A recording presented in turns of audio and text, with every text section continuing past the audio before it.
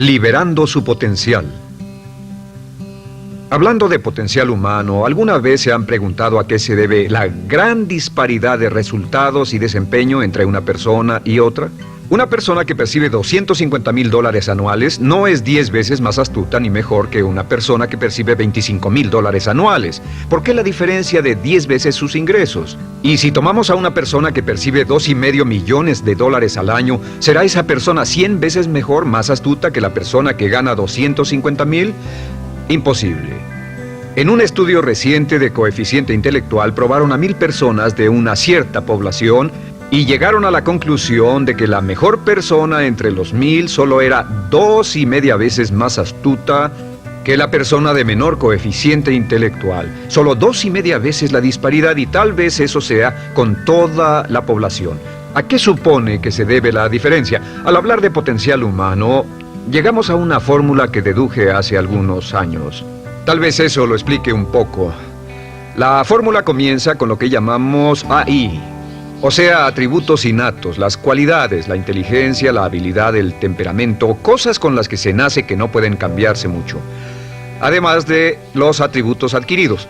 Estos atributos son muy importantes, son su educación, su capacitación, sus capacidades, su experiencia, conocimiento, sabiduría, etc., multiplicado por A, que es su actitud, es igual al potencial humano individual o al desempeño humano individual o resultados individuales humanos. Ahora, de estos tres, los atributos innatos se traen desde el nacimiento.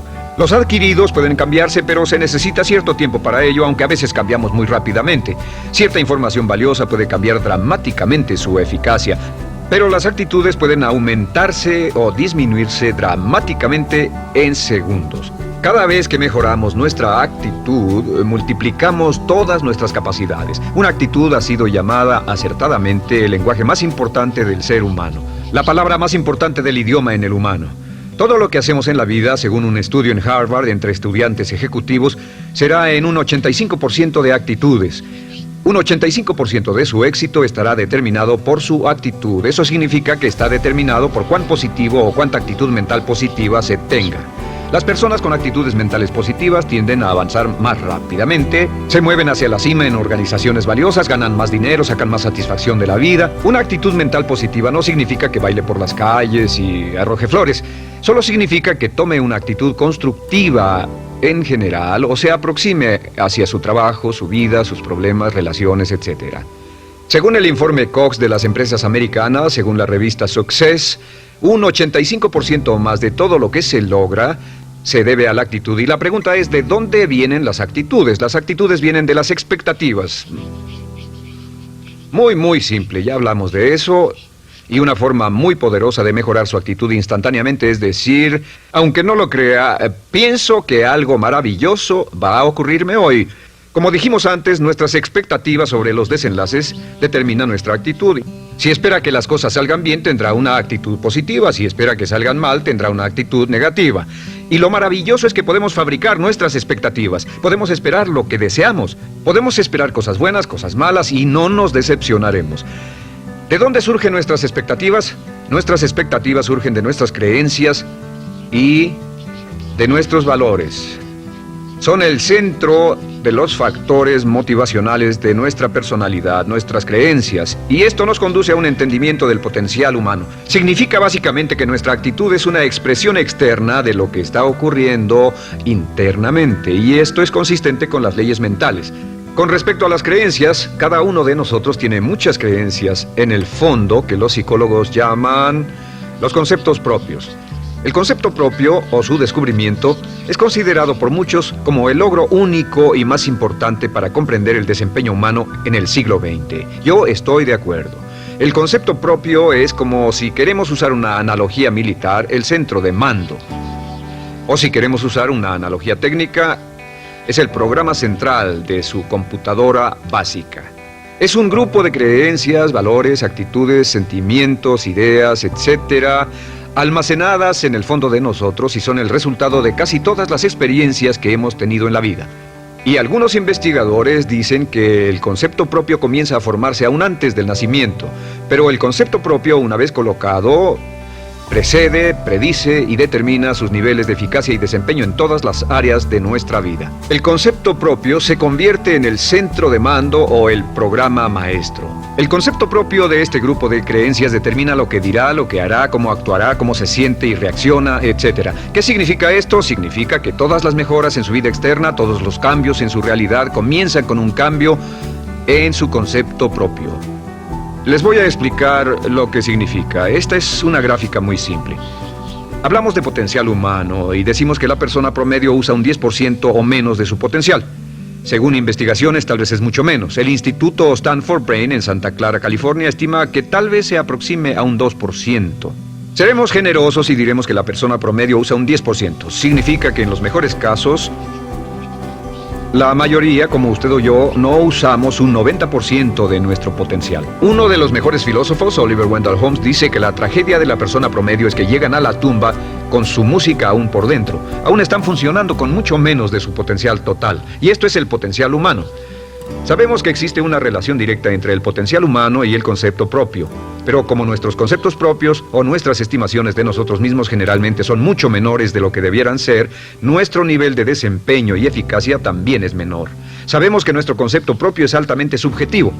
¿Qué significa esto? Significa que el concepto propio, lo que pensamos que es cierto sobre nosotros mismos, no está basado en la realidad, está basado en información que hemos tomado y aceptado como cierto, hasta el grado en que creemos lo que sea de nosotros mismos y se vuelve cierto para nosotros porque actuamos de una forma consistente con ello. Algunas personas que leen sus horóscopos y creen en horóscopos predicen su futuro. Hay algunas personas que toman la crítica y las opiniones de otros a quienes ni siquiera respetan y hacen suyas esas ideas, dando un resultado muy negativo. Lo que piense, lo que acepte como cierto, se vuelve cierto para usted. También sabemos que como adultos tenemos una variedad de conceptos propios. Tenemos un concepto propio de cómo vestirnos, cuánto pesamos, lo que comemos, lo bien que podemos hablar en público, qué tipo de padres somos, qué tipo de hijos somos con nuestros padres, qué tipo de esposo o esposa somos, qué tipo de amante, de conductor. Lo interesante de manejar es que todos los hombres tienen un concepto muy positivo con respecto a esto.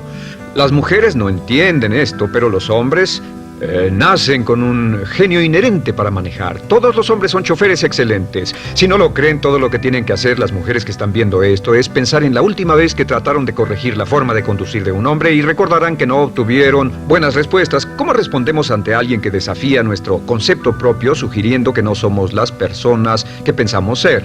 Estamos a la defensiva, nos enfadamos, nos irritamos, es difícil que nos traten. Tenemos un concepto propio de lo creativos que somos, lo inteligentes, lo rápido que leemos, lo bueno que somos en los deportes, y si practicamos una gran variedad de ellos, tenemos un concepto propio para cada uno de ellos. Tenemos un concepto propio de lo bien que cocinamos, de lo bien que educamos a nuestros hijos, de lo bien que limpiamos nuestra casa, los autos que manejamos, etc. Y también de lo que valemos por lo que ganamos. Es muy interesante saber que nunca ganamos más del 10% de nuestro concepto propio en ingresos.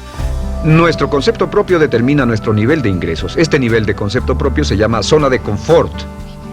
Y aunque querramos más dinero, veremos que la tendencia humana natural de todas las actitudes es luchar por lograr entrar a la zona de confort y luego quedarnos ahí. Si ganamos un 10% por encima de nuestro concepto propio de ingresos, tendremos una necesidad imperante de deshacernos de ese dinero. Lo donaremos, lo gastaremos en forma extravagante y hasta lo perderemos si recibimos demasiado. Las personas que ganan la lotería siempre están quebradas a los 2 o 3 años. Queman el dinero porque ese dinero está más allá de su concepto propio. Si gana 10% o menos de su nivel de concepto propio, se descubrirá luchando, trabajará más duro, más tiempo, pensará en forma más creativa, buscará diferentes formas para aumentar sus ingresos o sus segundos ingresos. La única forma de mejorar cualquier parte de su vida, incluyendo sus ingresos, es aumentando el nivel del concepto propio de sus ingresos, comenzando a pensar en usted como si estuviera ganando más dinero. Si quiere bajar de peso, la única forma en que podrá lograrlo es pensando en que está delgado. Piense en usted mismo como una persona más delgada. Si quiere volverse una persona más popular, más amorosa, más feliz o más sana, comience a pensar una y otra vez en esas cosas hasta que se vuelvan parte de su nuevo concepto propio. Hablaremos de eso más adelante. Es una parte esencial de la programación de su mente hacia el éxito. Su concepto propio global está determinado por el promedio de sus conceptos propios en las áreas que considere importantes. Ahora, su concepto propio está formado de 3 partes críticas. La primera parte del concepto propio es el ideal propio. El ideal propio es la persona que más desearía ser, es su idea de lo que constituye un ganador, es su visión ideal de lo mejor que puede ser usted. Nada más, una de las cosas que sabemos de las personas con éxito es que las personas con éxito tienen ideales propios muy claros, ideales claros de quién quieren ser en el futuro. Las que no tienen éxito tienen ideales muy vagos. El número 2 es la autoimagen. La autoimagen es como un retrato de cómo se ve a sí mismo y lo que piensa de sí mismo. La autoimagen es el espejo interno, es como se percibe a sí mismo ahora en su desempeño actual, en forma cotidiana. La tercera parte es su autoestima. Su autoestima es cómo se siente consigo mismo. Cómo se siente consigo mismo es la fuerza motriz, el motor, la fuerza poderosa dentro de su subconsciente. Es la fuerza de energía dentro de su concepto propio y determina casi todo lo que le pasa. La mejor definición de autoestima es cuánto se agrada a sí mismo. Cuánto se agrada a sí mismo como esposo, cuánto se agrada a sí mismo como empleado, cuánto se agrada a sí mismo como jefe, como inversionista, como orador profesional, como atleta, etc. Según se agrade a sí mismo, su nivel de autoestima, su sentimiento emocional global respecto a cualquier área de su vida determina su desempeño y su eficacia en dicha área. Lo sorprendente es que se convierte en lo que piensa, su concepto propio es maleable, su autoestima puede formarse repitiendo una y otra vez: me agrada mi persona, me agrada mi persona, me agrada mi persona. Me agrada mi persona, me agrada mi persona, me agrada mi persona. Entre más se repita me agrada mi persona, me agrada mi persona, entre más lo repita una y otra vez, más crecerá su autoestima, y entre más crezca su autoestima, más crecerá su concepto propio global. Cuando crezca su concepto propio global, su desempeño será mejor en todo lo demás que emprenda. Cada vez que diga me agrada mi persona, me agrada mi persona, me agrada mi persona, me agrada mi persona, me agrada, será como bombearse psicológicamente. Todo lo que pase que haga que su autoestima suba hará que se comporte mejor. Todo lo que haga que su autoestima baje hará que se comporte peor, que cometa errores, que sea infeliz, etc. Un punto crítico de agradarse a sí mismo, sobre autoestima y agradarse a sí mismo, es que, número 1, nunca puede querer a nadie más de lo que se quiere a sí mismo. Que su nivel de autoestima es determinante de la calidad de relaciones que tenga con los demás. Y número 2 es que nunca puede esperar que nadie más lo quiera o respete más de lo que se respeta a sí mismo. Cuanto se agrade o se respete a sí mismo determina sus actitudes hacia usted. Todas las escuelas de psicología actualmente están de acuerdo en el hecho de que depende de lo que usted realmente se quiera y se respete a sí mismo como un ser humano valioso e importante, tiene efecto sobre todo lo que le pase. Cuánto se agrade a sí mismo, y lo que puede hacer es mejorar su autoestima diciendo me agrada mi persona, me agrada mi persona, me agrada mi persona, me agrada mi persona. Y esto nos lleva a la pregunta, ¿de dónde viene el concepto de autoestima? Y descubrimos que el concepto propio es maleable, puesto que no nace con este concepto propio, no nace con ninguna idea sobre sí mismo, no nace con autoimagen ni autoestima. Nace, en cierto modo, como potencial propio.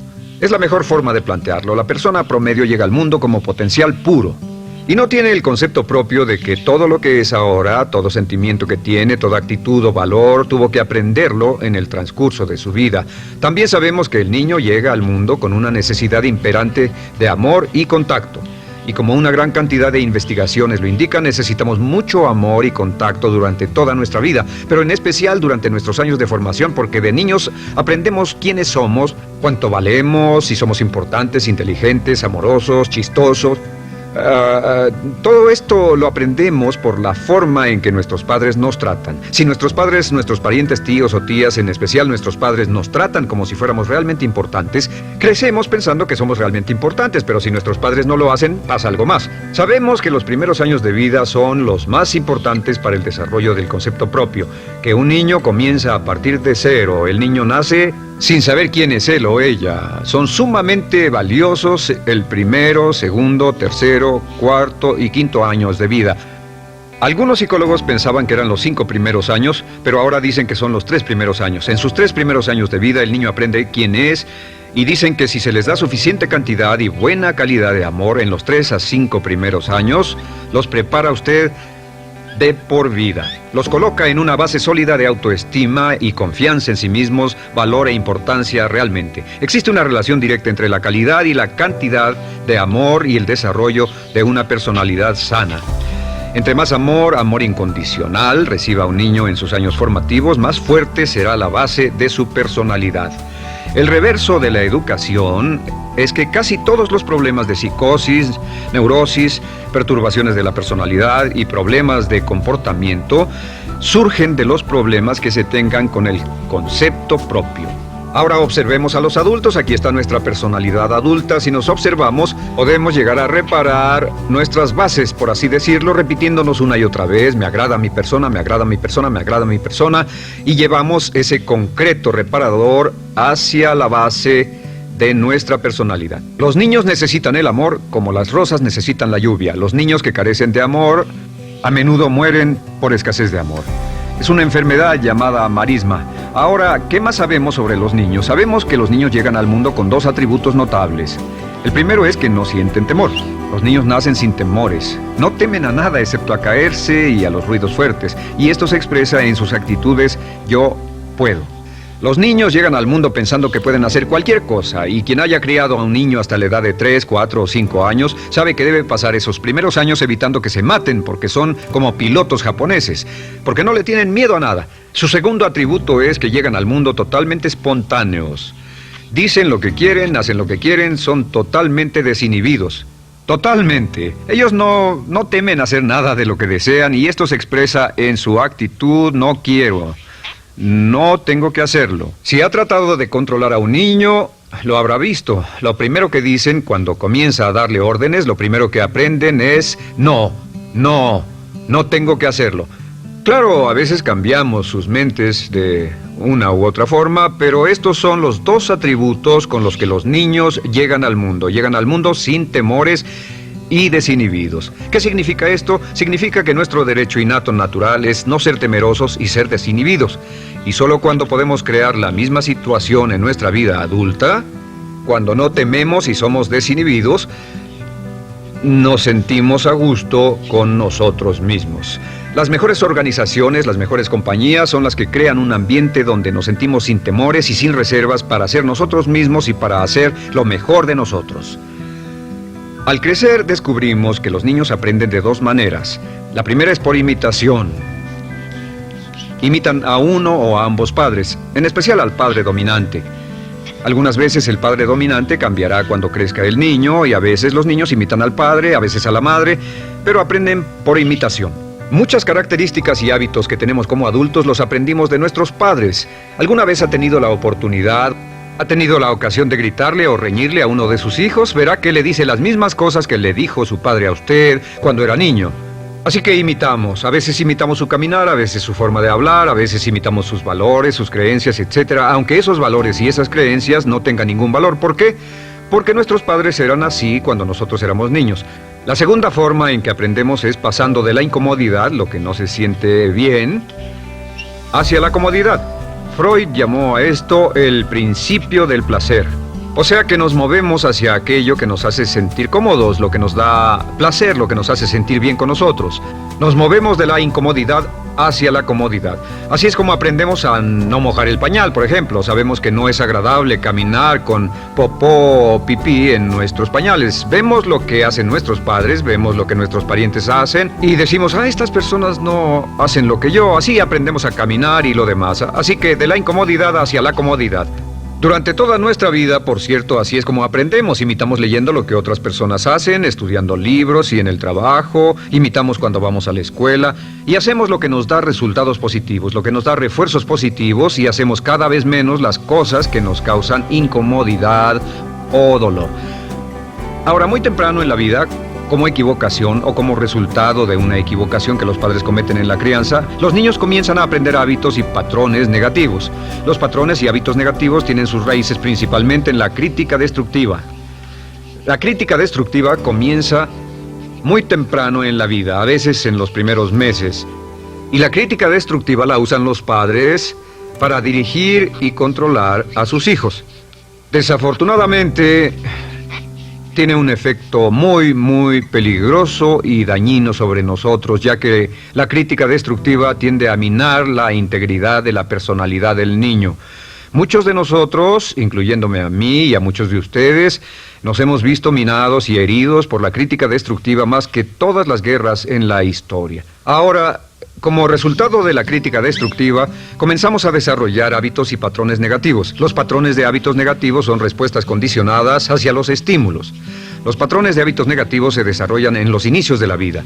Se desarrollan como resultado de una repetición del temor y el dolor una y otra vez. Se desarrollan como resultado de la crítica destructiva, el castigo físico, etc. En los inicios de la vida comenzamos a desarrollar dos manifestaciones que nos persiguen durante toda nuestra vida y más que ninguna otra cosa inhiben nuestro potencial. La primera es la llamada patrón de hábito negativo inhibido. El patrón de hábito negativo inhibido se aprende cuando al niño le dicen una y otra vez no. Aléjate de ahí, no toques eso, y se le castiga. Cuando el niño intenta algo nuevo, o se involucra con algo, o huele algo, o derrama algo, o rompe algo accidentalmente, el padre estalla y se enfada mucho. Como ven, el niño está impulsado por la curiosidad insaciable de explorar su mundo. Y lo que pasa es que cuando lo explora o se interesa y echa a perder algo, si el padre reacciona golpeando al niño, el niño comienza a pensar cada vez que intento algo nuevo, cada vez que intento algo diferente, cada vez que voy más allá de mis límites, cada vez que me salgo de mi zona de comodidad, cada vez que no juego sanamente, me golpean, me castigan, me lastiman, me envían a mi alcoba y me siento mal. Y muy pronto el niño desarrolla el sentimiento de no puedo, no puedo. No puedo. Cada vez que trato algo diferente, me castigan. No puedo, no puedo, no puedo.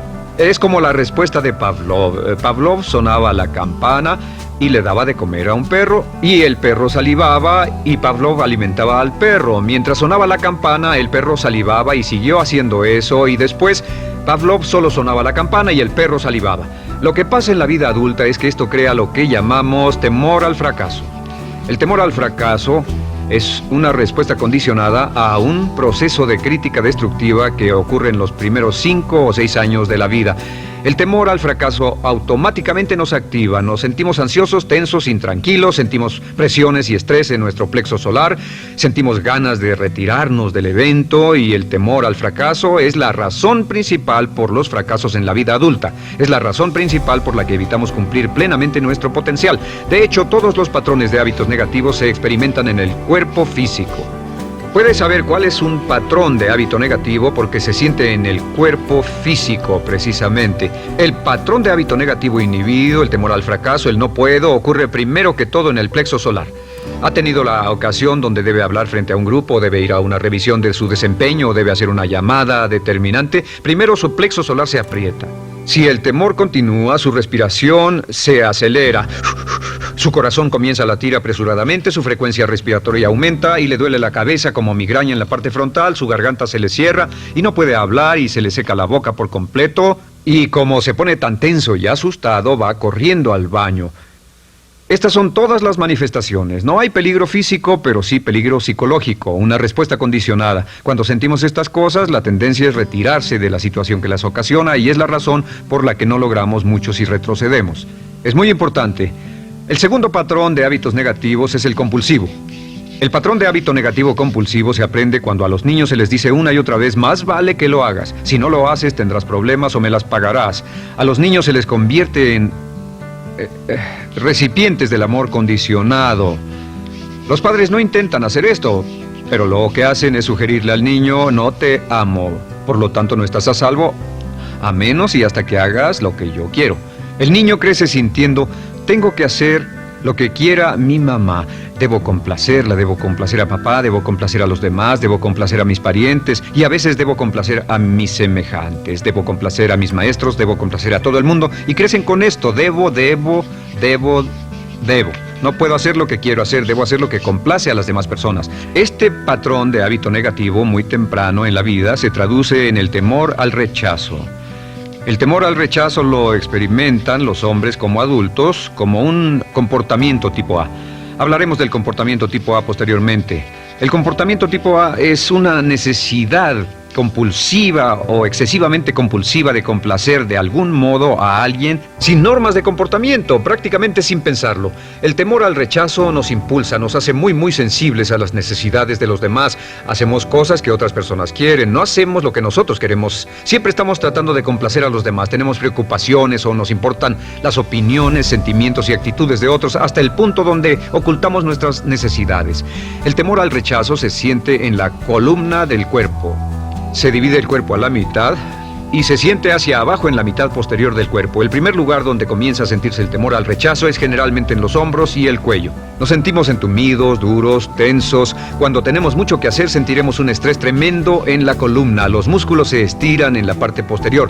A veces se manifestará como flebitis y venas varicosas y a menudo nos darán dolores de cabeza en la parte posterior de esta porque las arterias carótidas que llevan la sangre hasta la cabeza, los músculos a su alrededor se contraen y la cantidad de sangre que fluye hacia la cabeza fluye más lentamente y se siente un terrible dolor de cabeza en la parte posterior. Estos dos temores, los patrones de hábitos negativos compulsivos, el compulsivo y el inhibitorio, son resultado de la crítica destructiva, el gran destructor de la personalidad que nos persigue durante toda la vida. Y lo maravilloso de todo esto es que como son patrones de hábitos aprendidos, podemos olvidarlos. Podemos acabar con el temor al fracaso que nos detiene. Podemos acabar con el temor al rechazo que hace que hagamos cosas que complacen a los demás en vez de complacernos a nosotros, trabajando con nuestra propia autoestima. Porque existe una relación inversa entre la autoestima y el patrón de hábitos negativos.